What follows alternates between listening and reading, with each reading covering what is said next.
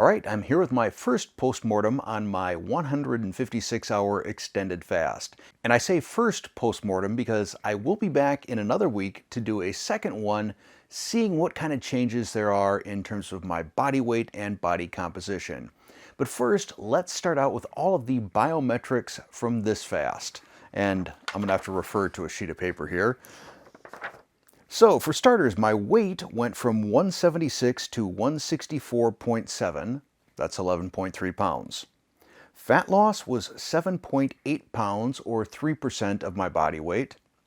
Muscle loss was 3.2 pounds, which as a percentage of my body weight at the end was actually a 3% increase in total muscle mass as a percent. There was a little bit of fluctuation in my blood pressure. My starting blood pressure was 117/76. However, on day 4, there was a little bit of a spike in there. It went up to 137/85.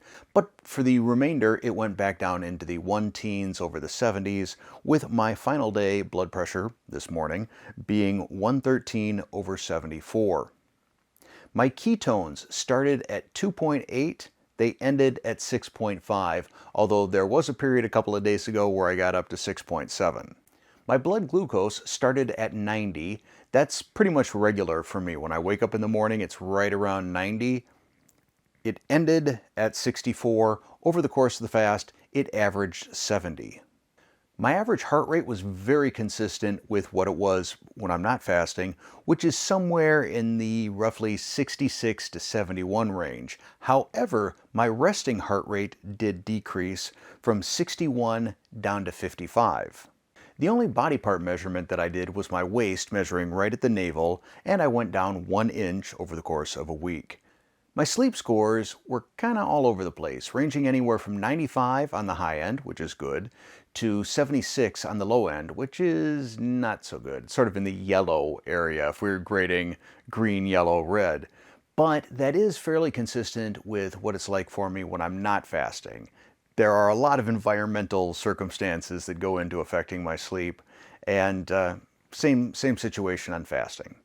Now let's cover the pros and cons of this fast. First, obviously, the weight loss. I can see it a lot in my face, and even, here in the neck, I got a little bit less of the turkey neck going on. So feeling pretty good about that.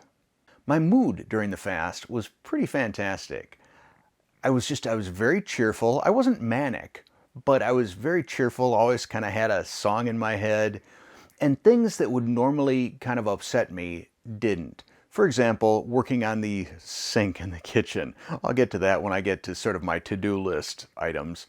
That was an epic PITA, and never swore, didn't get angry, took everything in stride. Which leads me to, I got a lot done. I mentioned at the beginning of the fast that I think it's important when you're on a fast to put together a big and aggressive to-do list. And by aggressive, I don't mean necessarily hard or strenuous things to do, but put together a big list, because you will have some extra time. I certainly did, and I got a lot accomplished. Again, another teaser on that sink. The final thing, and I've noticed this on every extended fast, is my distance vision gets better.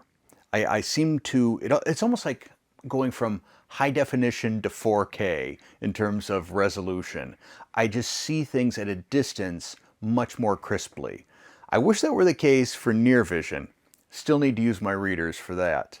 Additionally, my sense of smell really kind of ratchets up, and I've mentioned this in a previous fasting video, but if someone drives by in a car and they're smoking, I can smell it. This is when I'm outside, obviously. Also, when I'm out walking, I can tell if somebody's doing laundry. I can't necessarily pinpoint the house, but I can smell the dryer sheets, like the exhaust port, or whatever you call it, on a dryer. I can smell that. Now, in terms of some of the negatives, and I've mentioned this on my daily videos, this fast was different from other fasts in that I was hungry the whole time. And my stomach was growling. That's not an experience I've had in previous fasts. Usually I hit the 48-hour mark and my interest in food just goes away. That was not the case on this one. That was not super duper pleasant. Additionally, I was way more fatigued, and even to the point on day 5, I was really achy.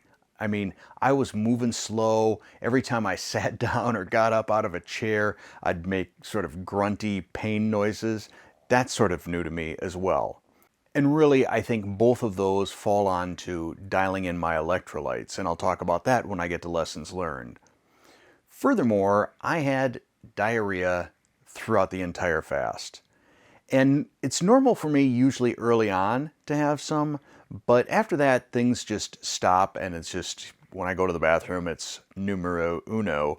But not this time around. There was always the sensation that I had to make a bowel movement, including whenever I would go to urinate. There were lots of times where, okay, I'm sorry, TMI, I would have to stop midstream, do the pivot, sit down, just to be safe. The other thing that I haven't experienced in previous fasts that came with this one is feeling cold. I felt cold, and I still feel cold here on the refeed day. That's why I'm wearing a sweatshirt right now. It's 67 degrees down here in the man cave, which to me should be perfectly comfortable, but no, I'm chilly. My hands are cold, my body's cold. Maybe I shed enough thermal layer of fat that I don't have that insulation.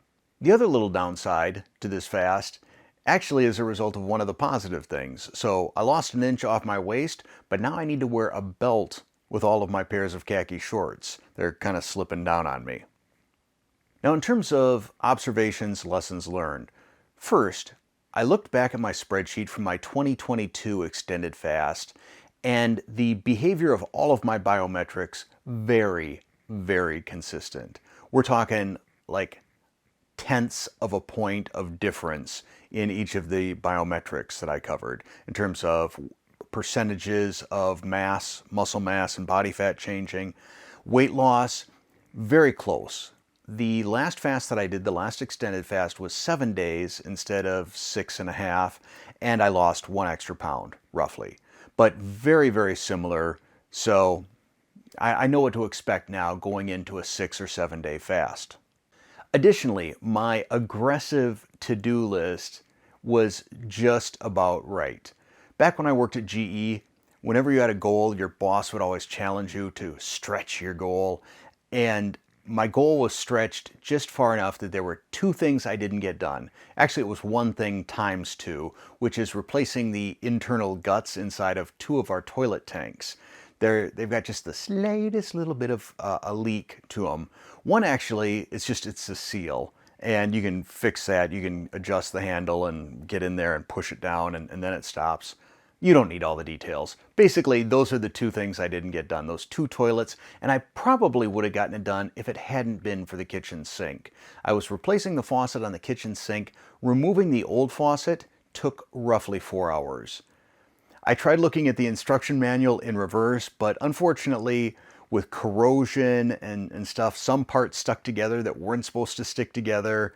It was an epic pain getting that out. And once I was done and the faucet was working like a champ, I found as I was putting stuff back under the sink, these garbage disposal freshener pods. So I threw one into the garbage disposal, ran that. You turn on the garbage disposal, it foams a bunch, and it's supposed to freshen it up. Well, it also killed my garbage disposal. It must have damaged some gasket inside because it started leaking out of the bottom. So, had to go to Home Depot and buy a new garbage disposal and install that, which took a chunk of time. By the time I was done with that, I was not interested in doing any more plumbing, hence the 2 toilets are still on my to-do list. Also on the subject of goals, my exercise goals were overly aggressive. I thought that I was still going to be able to go out and run and lift weights, and that just wasn't the case. I mentioned this during one of my in-fast updates. The running, that just wasn't happening. I tried, and it wasn't going to work, and I let discretion be the better part of valor. Additionally, strength training. Found myself far weaker on that. I decided I would only do resistance band training, and still it was very fatiguing. And when I'm not fasting, I would push. I would push through that. I would say no pain, no gain. But I think when you're fasting, you need to listen to your body And if your body says it's time to rest, then it's time to rest. So that's what I did. Another lesson learned is, unlike my fast in 2022, where I started my electrolytes high and kind of dialed down to find the sweet spot, this time I started low, and I think that was a mistake. In fact, the sweet spot that I eventually discovered and didn't discover until the very final day was higher than the sweet spot that I had found for myself back 2 years ago. So those values, I'm going to let you know, not that mine are necessarily going to be the same as yours, but for me, it was magnesium at 800 milligrams, chloride at 4,060 milligrams. Chloride just kind of comes for the ride along with all of these other minerals. Sodium, 1,400 milligrams, potassium, 1,500 milligrams. So definitely the next time I do a fast, when I'm dialing in my electrolytes, I will start with those numbers and then either increase or decrease. Now on day 5, I was getting really cotton-mouthed, despite the fact that I was drinking a lot of electrolyte drinks and water and tea and such like, just super duper pasty mouthed. So I got out and I looked up, can I have sugar-free gum while on a fast? And every answer I saw was yes. So I had a piece, I don't know if it was Orbit, what brand it was some cinnamon sugar-free gum. You do not know how good gum can taste until you're on day 5 of a fast. It was mind-blowing. I was like Homer Simpson, like, oh, it was so delish. Also on day 5, I had a craving, a very strong craving for a vodka gimlet. I haven't had a vodka gimlet in I don't know how long. It's been a long time. It used to be my drink of choice back in my heavy drinking days, but like I said, I don't know how long it's been since I've had one, and I don't know how long it's been since I've had an alcohol craving. But it's interesting because that was the specific drink I wanted. I wasn't interested in wine or a cooler or beer or a mojito or a martini or a margarita or anything like that. I wanted a gimlet. Strange, but once that passed, it was gone, and I don't crave it anymore. So I don't know where that came from. And now finally that I'm at the end of the fast and I'm into my refeed portion, I don't know that I'd call it cravings, but my appetite, my desire for food is really all about meat and cheese and olives. That's all I'm interested in right now. You had set a croissant down in front of me, a piece of pie down in front of me, a piece of pizza in front of me. That's not what I want. I want meat, and I want some dairy, and I want some olives. That's what I want. I could just make a big, like, chipless plate of nachos and tear into that. But I'm not. That's not how I'm doing my refeed. I will, however, in the next fasting video, the 1-week postmortem, I will talk about how my refeed went, what I ate specifically, at what times, and how it worked for me in terms of easing out of the fast. But overall, this has been an interesting week. I hope you've enjoyed coming along for the ride. If you were doing a fast yourself, I would love to hear what your results were. Let me know down in the comments below. I think that's it, though. So I'll end this the same way I do on Serious Keto and say, thanks for watching.